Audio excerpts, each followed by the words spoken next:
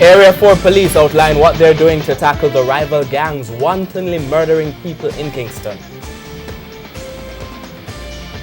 Good evening and thanks for joining us for Primetime News. A special welcome to viewers on onespotmedia.com.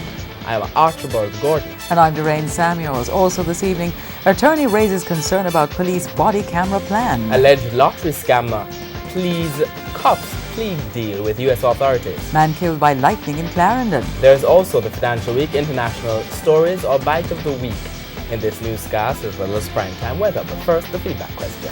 What do you think of the plan to have cops wear body cameras? Share comments online, facebook.com/television Jamaica and tweet at television jam. Stay with us. Primetime News returns after this break.